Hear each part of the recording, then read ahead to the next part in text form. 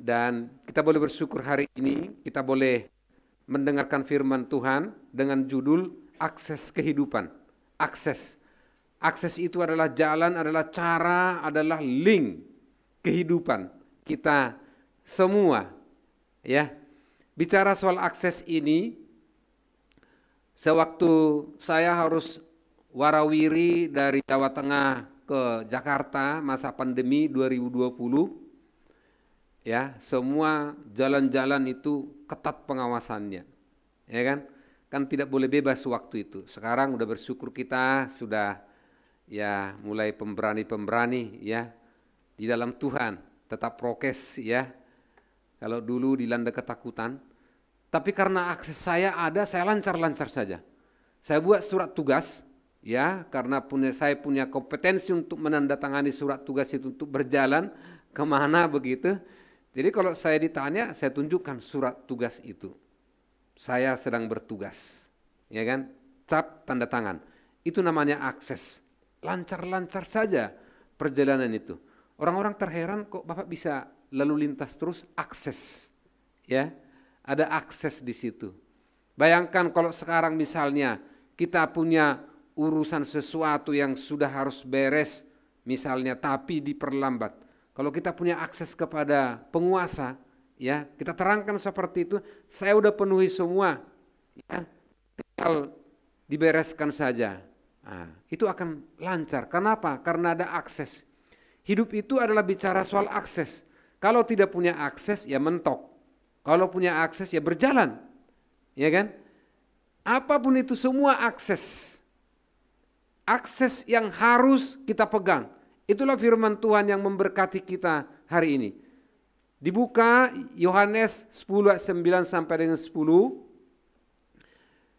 Yohanes 10 ayat 9 sampai dengan 10. Kita baca firman Tuhan, ya, boleh dibuka di Alkitabnya, di handphone. Kita baca bersama-sama setelah hitungan 1, 2, 3. 1, 2, 3. Akulah pintu, barang siapa masuk melalui aku, ia akan selamat dan dia akan masuk dan keluar dan menemukan padang rumput. Pencuri hanya datang untuk mencuri dan membunuh dan membinasakan. Aku datang supaya mereka mempunyai hidup dan mempunyainya dalam segala kelimpahan. Haleluya.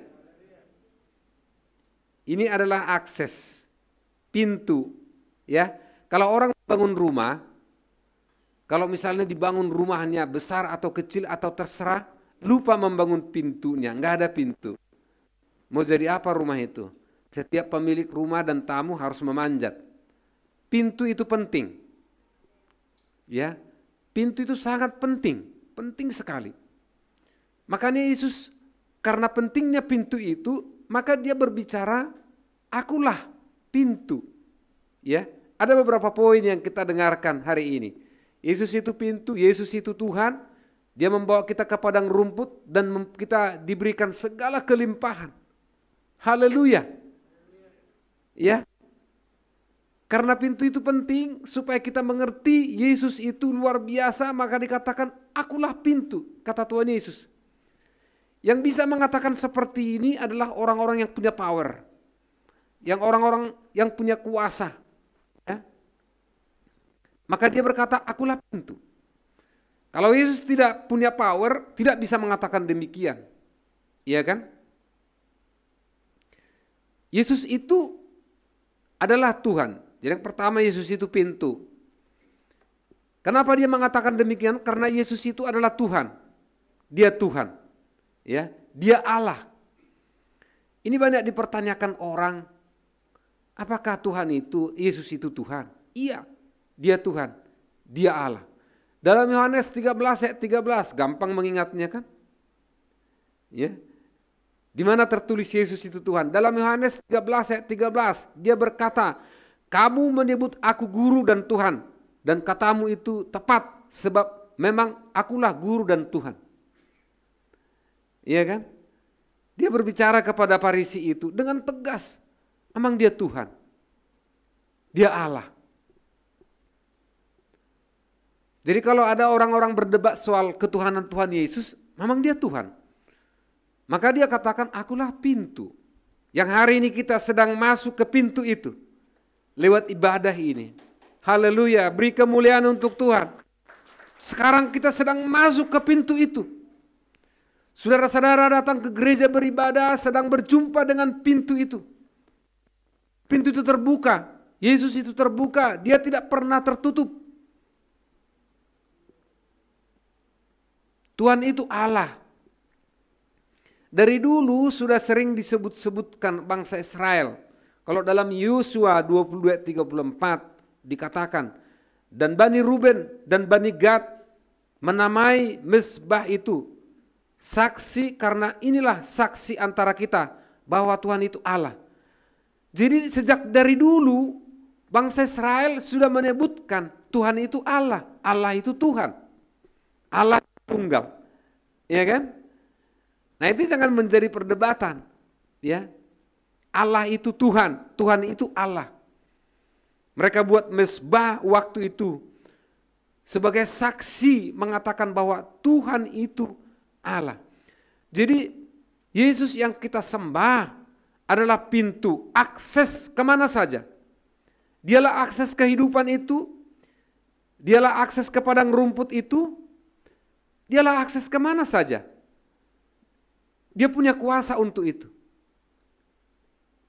Dia punya wibawa untuk itu. Dia punya power untuk itu. Beri kemuliaan untuk Tuhan.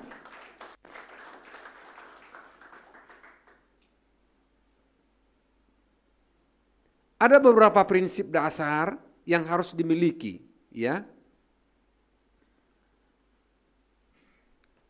Kalau dalam bahasa teologianya pesan-pesan pastoral, penggembalaan, ya. Yang harus kita miliki dalam memasuki akses pintu itu, memiliki pintu itu, memiliki Tuhan Yesus. Pertama, kita harus memiliki niat, ya, yang baik mengikut Tuhan Yesus. Segala sesuatu dimulai dari niat saya, niat kita. Kalau ada niat untuk mencari Tuhan, dia pasti ketemu. Kalau ada niat beribadah, pasti bertemu Tuhan.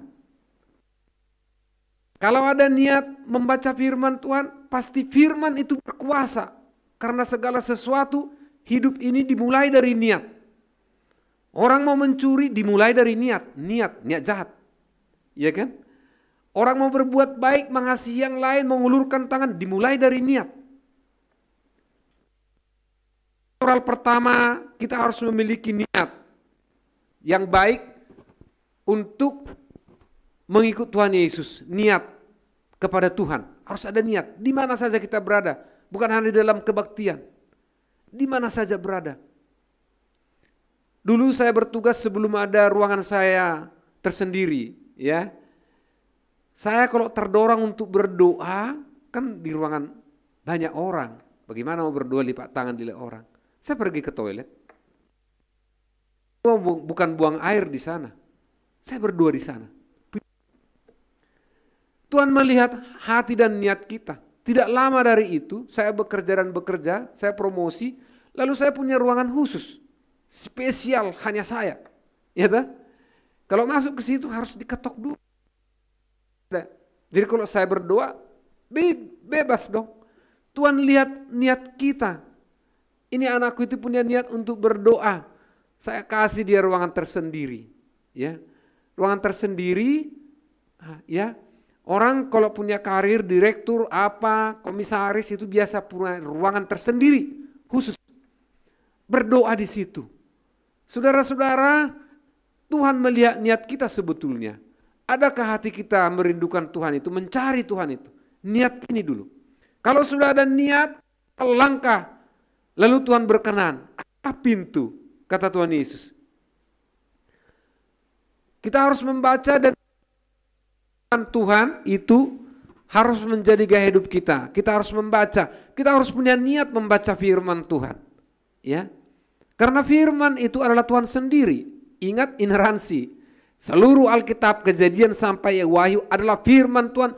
Tidak ada mengandung kesalahan. Ini pesan-pesan pastoral yang harus orang-orang Kristen kita miliki. Firman Tuhan itu benar.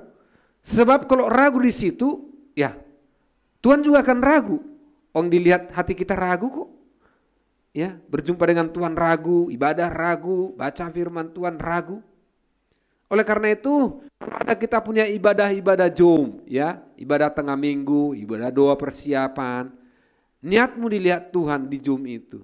Ada saya lihat yang dimatikan kameranya. Oke, kalau sedang kerja nggak apa-apa, off kan kameranya, nggak apa-apa, nggak masalah. Kami sedang kuliah S3, ya, nggak boleh off kamera. Kecuali karena memang lagi khotbah, lagi ini, nggak apa-apa.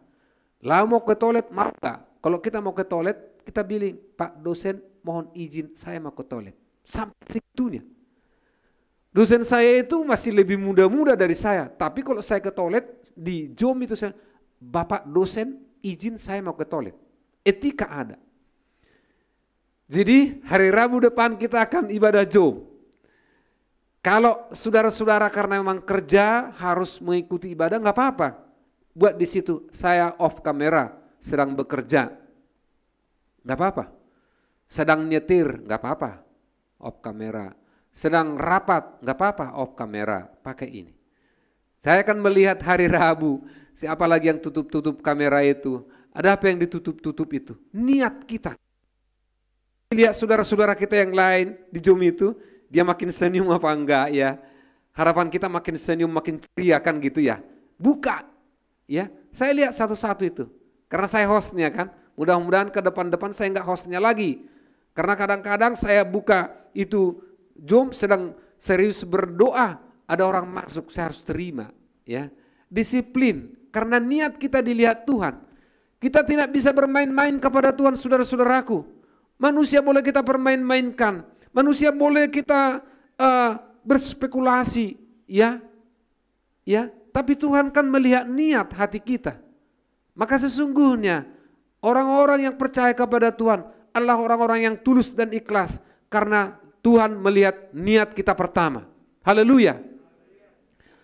Pesan-pesan yang lain, ibadah, doa, pujian, penyembahan kepada Tuhan harus menjadi kewajiban gaya hidup kita. Ibadah itu bukan pilihan saudara-saudaraku. Kalau senang beribadah, kalau tidak senang tidak beribadah, enggak. Ibadah itu wajib, harus kita lakukan. Apapun itu. Ya, kenapa? Karena memang dialah pintu itu. Tuhan Yesuslah pintu itu, masuk dan keluarnya melalui Dia. Itu sebabnya dipesankan oleh firman Tuhan dalam Wahyu 3:16 dikatakan, ya, ada di layar. Coba sama-sama kita baca ya.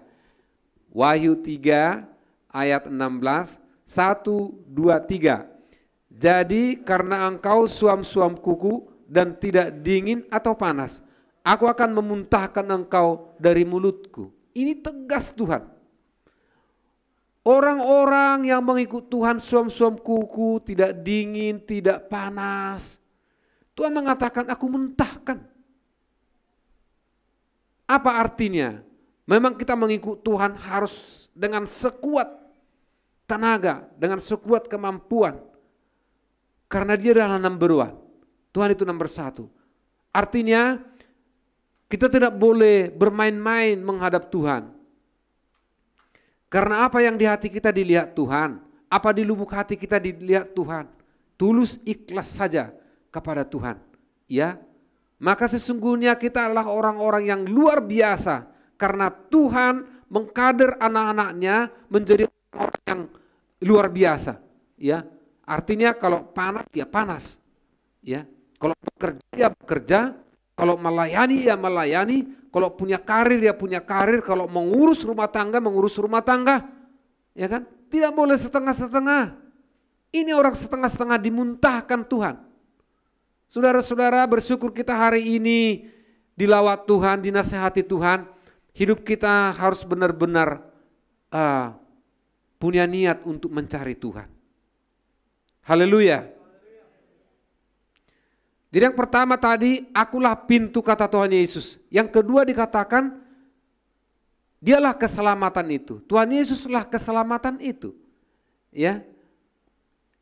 Itulah buktinya Tuhan itu, Yesus itu adalah Tuhan, adalah Allah, karena dialah yang keselamatan itu. Kisah para 4 ayat 12 dikatakan, dan keselamatan tidak apapun juga selain di dalam Dia, ya, di dalam Yesus. Hanya di dalam Tuhan Yesus keselamatan itu. Ini tidak ada keraguan Bapak Ibu ya. Ya, hanya di dalam Dia keselamatan itu. Karena Dia adalah Allah yang turun dari surga ke bumi ini, memperankan mencari aku, dipanggil nama kita satu persatu. Dalam Yohanes disebutkan di situ, domba-domba itu dipanggil namanya. Kasten, siap. GPI Narwastu, siap.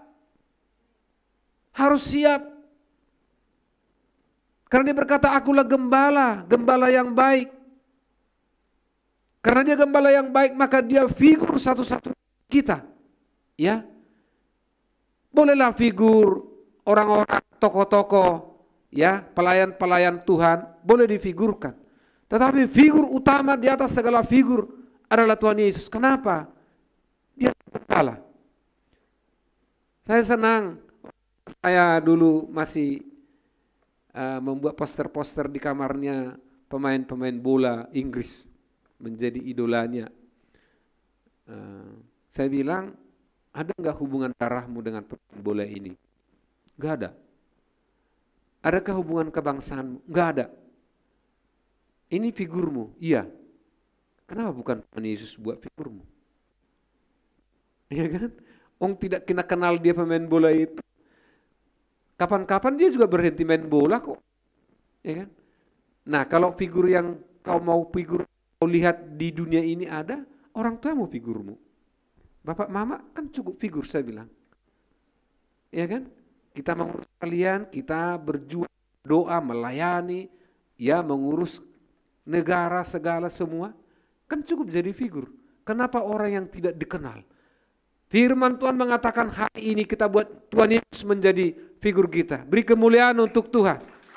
Enggak ada figur yang lain. Luar biasa figur ini.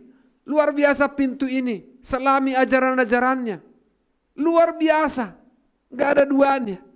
Semakin didalami Injil itu, semakin dibaca firman yang disampaikan Tuhan Yesus, makin luar biasa. Ya. Yang keluar biasanya yang ketiga, karena dia pintu maka dikatakan kita domba-dombanya akan menemukan padang rumput. Padang rumput bicara soal pemeliharaan Tuhan. Rumput adalah bicara soal kehidupan, ya, kehidupan masih kita di dunia ini. Padang rumput bicara soal kesejahteraan. Figur kita Tuhan Yesus sebagai pintu masuk dan keluarnya. Dia juga memperhatikan kita, memberikan padang rumput kepada kita.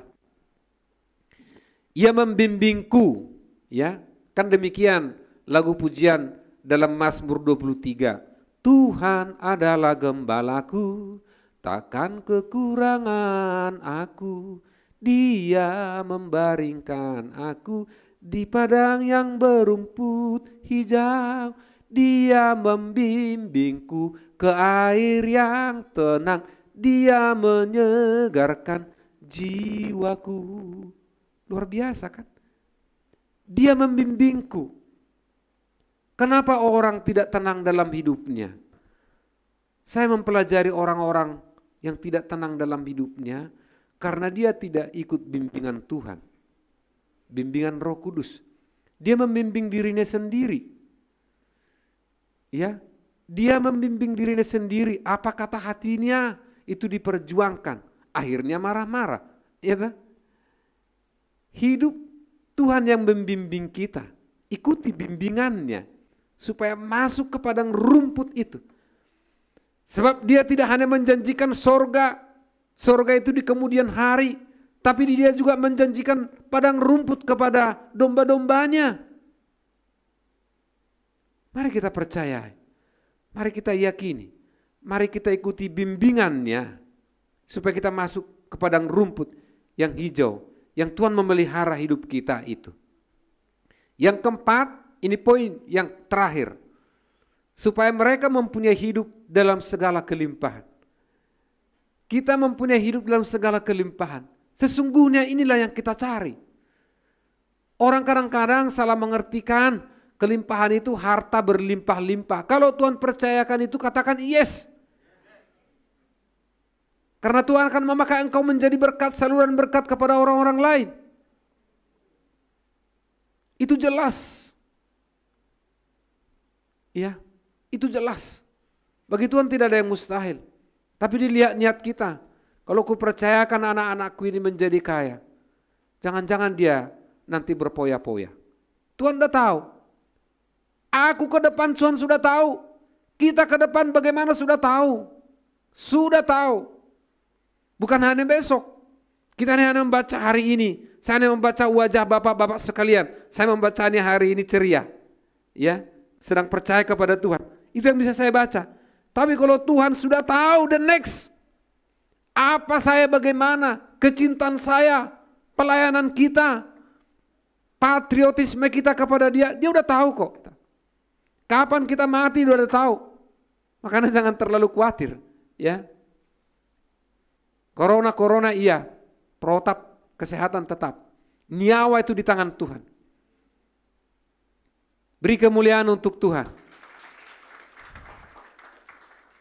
Saya senang menerima masukan dari kaum ibu waktu itu, kaum pendoa. Pak, kita kan sekali waktu itu online ya. Sekali waktu 2 minggu yang lewat. Kita buat aja onsite bertemu. Oke, kita berdoa. Kita minta petunjuk daripada Tuhan. Ya, kita onsite, ya, gitu ya. Kalau orang-orang sudah meninggal dipanggil Tuhan, memang sudah time-nya, udah waktunya itu. Kalau kita masih hidup, ya, apalagi saudara-saudara saya yang isoman, saya juga mantan isoman, ya kan? Ya, sudah isoman, kata dokter ada apa namanya? Apa virus apa itu? Ya, ada lagi saya dicek darahnya, apa namanya? Tipes. Selang 3 hari lagi periksa darah, trombosit rendah. Mungkin salah periksa dia, bukan tipes, tapi demam berdarah. Jadi antara Omikron dengan demam berdarah. Nah yang saya hadapi waktu itu, saya Omikron, lalu kata dokter pemeriksaan darah tipes. Kalau Omikron itu kan kita harus makan bergizi, yang keras pun enggak, boleh kan bergizi. Tapi kalau tipes kan enggak boleh yang makan yang keras, ya kan? Untung Tuhan memberikan hikmat kepada saya. Setelah hari ketiga, saya coba itu makanan-makanan pengusir setan itu. Saya makan itu, saya coba sedikit, perut saya aman. Kalau tipes kan bahaya makan daging, aman. Oh besoknya saya pesan makan gitu. Ya kan? Aku makin segar. Ternyata tes apa yang terjadi, trombosit saya rendah. Tuhan memberikan hikmat kepada kita saudara-saudara. Kenapa aku coba itu makanan itu? Harusnya kepada mereka karena anak saya. Tapi aku coba aman. Berarti bukan tipes. Cek ternyata trombosit yang rendah. Berarti saya demam berdarah. Nah kalau demam berdarah obatnya apa? Minum, makan. Sudah tenang. Jangan bergerak-gerak. Itu aja obatnya. Virus akan terbawa. Tuhan memberikan hikmat kepada kita menghadapi peperangan ini. Kita sedang berperang sekarang saudara-saudaraku. Berperang melawan kuasa-kuasa kegelapan. Berperang melawan penyakit. Hanya dia pintu itu benteng kita. Gak ada benteng yang lain.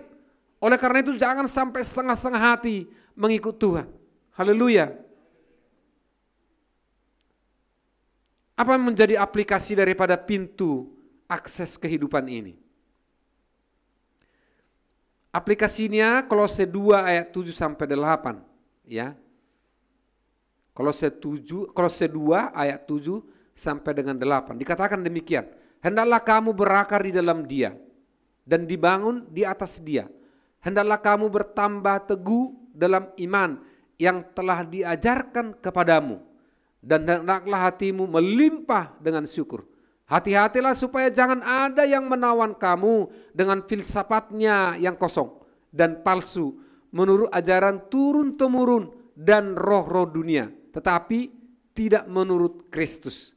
Ada beberapa poin yang menjadi aplikasi dari Kolose 2, 7 dan 8 itu untuk melendingkan kita sebagai Tuhan Yesus sebagai pintu yang kita harus masuk, kita harus miliki pintu itu.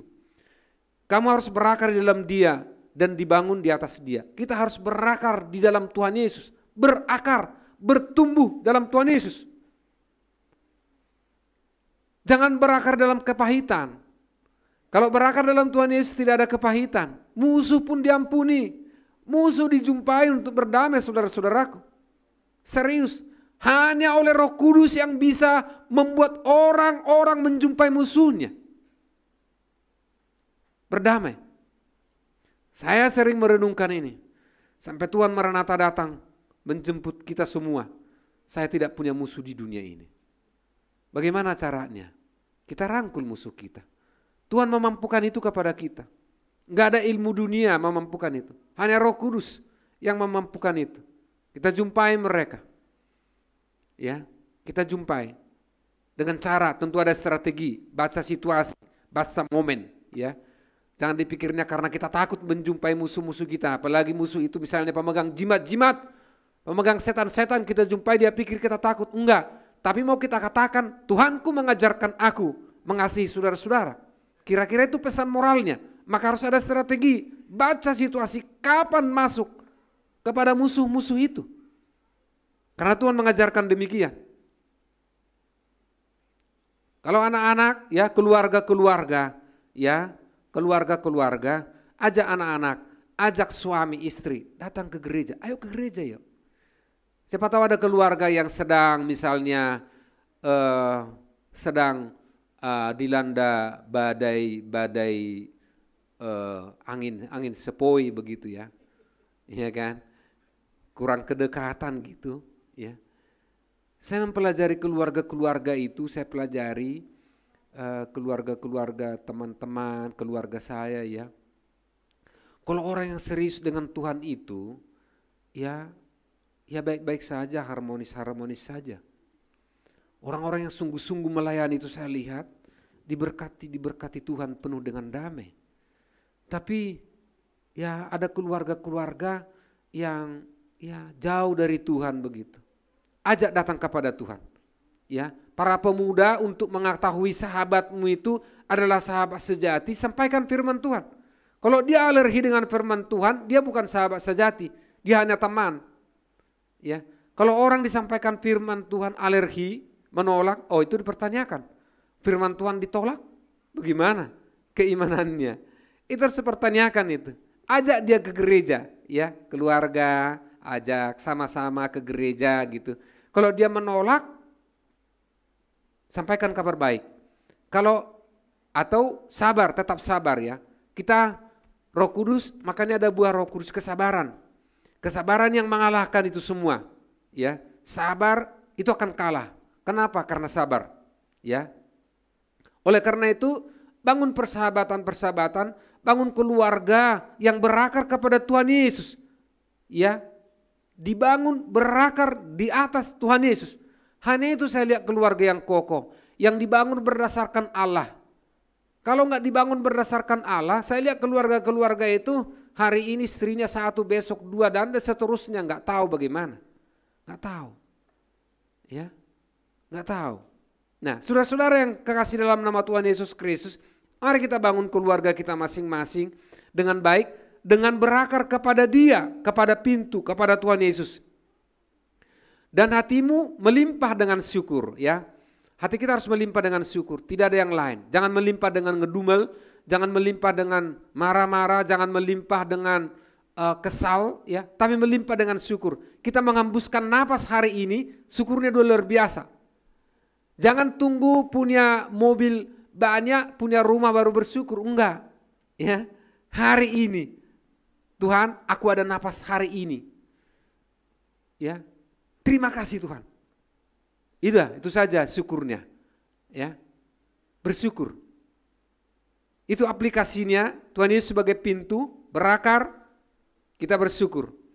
Dan yang ini hati-hatilah supaya jangan ada yang menawan kamu dengan filsafat yang kosong dan palsu menurut ajaran turun-temurun dan roh-roh dunia, tetapi tidak menurut Kristus.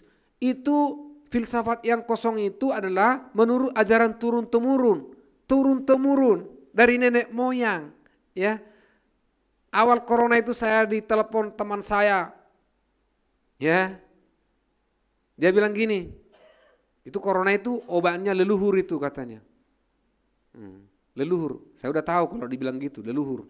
Artinya kedukun, ya kan? Itu, ini yang dibilang firman Tuhan, hati-hati itu. Saya bilang enggak.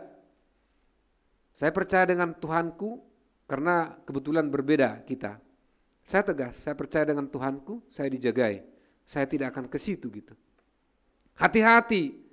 Karena banyak orang Kristen juga, ya. Kalau kita dengarkan kesaksian-kesaksian, banyak juga orang Kristen yang berdukun-dukun itu, turun-temurun itu, banyak.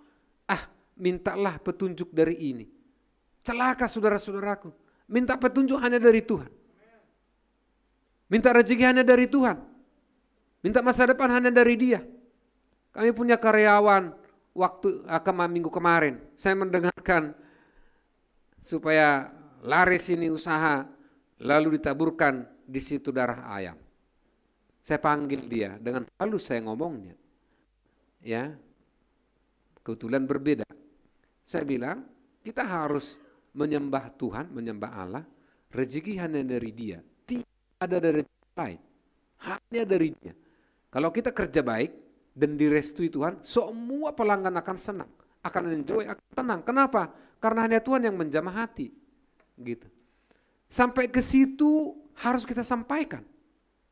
Ya. Harus kita sampaikan. Ini waktunya, ya. Jangan ikut ajaran turun-temurun, leluhur, orang pintar namanya. Jangan. Close itu semua. Satu. Tuhan Yesus, Tuhan kita. Beri kemuliaan untuk Tuhan.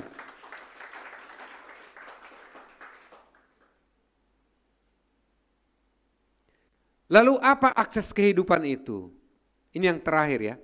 Akses kehidupan itu ada akses kehidupan vertikal ya kepada Allah Bapa di surga dan ada akses kehidupan horizontal. Ini kehidupan kita. Ini nyata. Ini bukan berteori ya. Akses kehidupan itu yang diajarkan Tuhan itu adalah kasih. Ya. Bacaan saya tadi pagi kalau Bapak Ibu mau membaca dalam grup kita, pas ini bacaan saya Yosua 23:11 itu saya buat di grup tadi pagi. Nasihat daripada Yosua.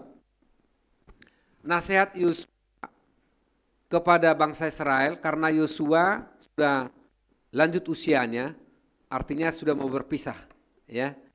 Nasihatnya yang paling inti kepada bangsa itu adalah Yosua ayat 23:11. Maka demi nyawamu, ya, bertekunlah mengasihi Tuhan Allahmu. Ini nasihatnya terakhir. Maka demi nyawamu, demi nyawa kita, bertekunlah mengasihi Tuhan Allah kita. Tuhan Allah kita harus kita kasihi. Sebab itu perintah, ya. Akses kehidupan yang vertikal itu dituliskan dalam Yosua 23:11 dan dituliskan dalam Matius 22 ayat 37 sampai 40, ya. Coba ditayangkan, kita baca. Ini ayat terakhir yang kita baca ya.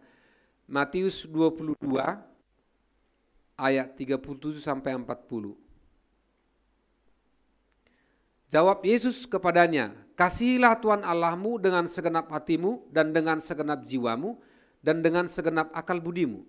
Itulah hukum yang terutama dan hukum yang pertama. Lanjut. Ayat 38, 39. Dan hukum yang kedua yang sama dengan itu ialah kasihilah sesama manusia seperti dirimu sendiri. Pada kedua hukum inilah tergantung seluruh hukum Taurat dan kitab para nabi. Inilah akses kehidupan itu yang dibangun oleh Tuhan Yesus sebagai pintu, sebagai Tuhan. Yang pertama aksesnya kita vertikal dulu kepada Tuhan. Kasihilah Tuhan Allahmu dengan segenap hatimu, dengan segenap